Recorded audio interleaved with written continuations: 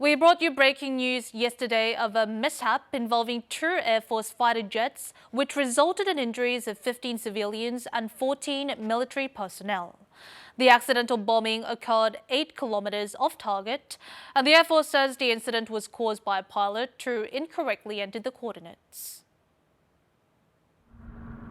In the latest training, fighter jets flew divided into teams based on the aircraft model. Other jets flew over the training ground in sequence and hit their targets, but the two jets involved in the accident did not show up on their expected route.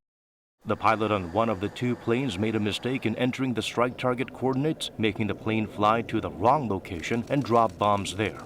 In an investigation, this pilot said he entered the wrong coordinates before takeoff.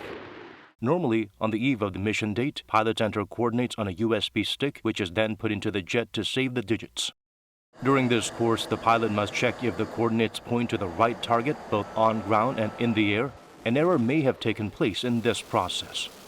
표적 좌표, 지형과 관련된 제반 사진, 영상 자료, 안전 사항 이런 것들을 편대장과 편대원들이 비행 전 브리핑 단계에서 다 확인하도록 되어 있습니다.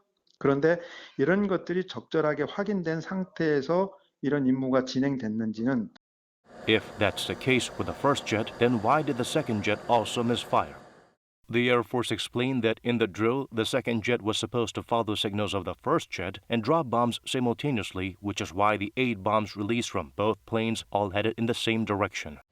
The Air Force will investigate whether guidelines, manual and control systems were abided by and if the pilot of the second jet made mistakes.